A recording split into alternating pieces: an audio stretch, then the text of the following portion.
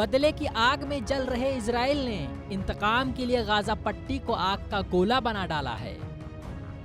Hamas और Israel के बीच जारी जंग 7वें दिन में प्रवेश कर गई है। दोनों तरफ से जारी हमले पर दुनिया की निगाहें टिकी हुई हैं। हजारों लोगों की जान जा चुकी है, मगर शांति का कोई इरादा दोनों तरफ से नजर नहीं आ रहा है। हमास का नामो निशा मिटाने के लिए इजराइल की सेना ने गाजा पट्टी की तरफ कूच कर दी है।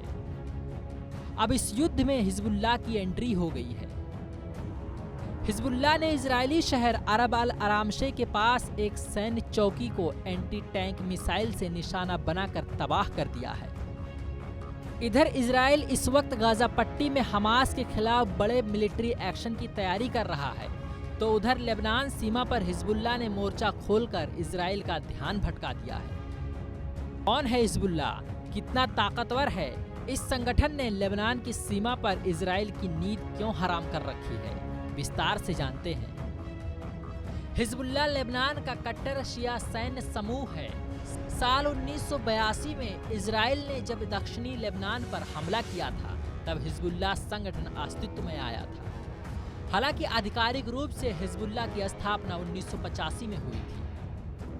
तब से लेकर अब तक हिजबुल्लाह के लड़ाके इजराइल पर हमले करते रहते हैं। इजराइल ने भी हिजबुल्लाह के खिलाफ कई बड़े ऑपरेशन चलाए हैं।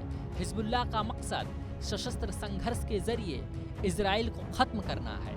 आइए जानते हैं कि हिजबुल्लाह कितना ताकतवर है। हिजबुल्लाह के पास 400 किलोमीटर तक अटैक करने वाले रॉकेट हैं।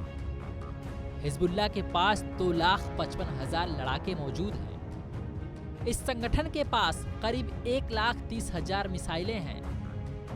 हिजबुल्लाह के पास 757 टैंक हैं। रॉकेट लॉन्चर की संख्या करीब 1305 है। एयरक्राफ्ट की संख्या 85 के करीब है। 9 कॉम्बैट एयरक्राफ्ट, 70 हेलीकॉप्टर मौजूद हैं। सतह से समुद्र तक मार करने वाली मिसाइलें मौजूद हैं। हिजबुल्लाह के पास एंटी टैंक मिसाइलें, दर्जनों ड्रोन एंटी शिप मिसाइल भी है। एंटी एयरक्राफ्ट मिसाइल और एयर डिफेंस मिसाइल सिस्टम भी मौजूद है। हिजबुल्लाह के जन्म की कहानी इजराइल की स्थापना से भी पुरानी है। हिजबुल्लाह का अर्थ है अल्लाह की पार्टी। 1943 में लेबनान में शिया सुन्नी और ईसाइयों के बीच राजनीतिक समझौता हुआ था। इसके तहत सुन्नी मुसलमानों को प्रधानमंत्री, ईसाइयों को राष्ट्रपति और शिया मुसलमानों को संसद स्पीकर का पद दिया गया। ऐसे में लेबनान का प्रधानमंत्री केवल सुन्नी मुसलमान ही बन सकता था। वहीं राष्ट्रपति का पद ईसाई के लिए आरक्षित हो गया और शिया मुस्लिम सिर्फ संसद का स्पीकर बन सकता था। यह समझौता करीब 25 साल तक चला, लेकिन फिलिस्तीन से सुन्नी मुसलमानों के आने के कारण लेबनान में धार्मिक समीकरण गड़बड़ाने लगा। यही कारण था कि शिया मुसलमानों को लेबनान की सत्ता से बेदखल होने का डर सताने लगा। लेबनान की सत्ता से बेदखल होने के डर से 1975 में लेबनान में शिया और सुन्नी मुसलमानों के बीच भीषण युद्ध शुरू हो गया। इस दौरान फिलिस्तीनी लड़ाके मौके का फायदा उठाकर दक्षिणी लेबनान से इजराइल पर हमले करने लगे, जिसके बाद 1978 में जवाबी कार्रवाई करते हुए इजराइल ने लेबनान के कई हिस्सों पर कब्जा कर लिया।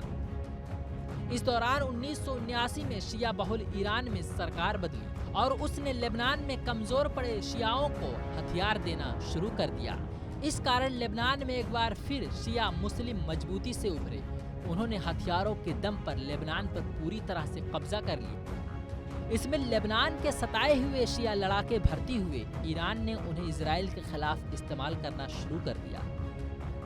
जल्द ही हिजबुल्लाह का नाम मध्य पूर्व में शिया मुसलमानों के सबसे बड़े विद्रोही संगठन के रूप में जाना जाने लगा। 1985 में हिजबुल्लाह ने घोषणा पत्र जारी करते हुए लेबनान से पश्चिमी ताकतों को निकाल बाहर करने का ऐलान कर दिया। इसमें इजराइल की तबाही और ईरान के सर्वोच्च धार्मिक नेता के प्रति सम्मान की बातें भी लिखी हुई थी।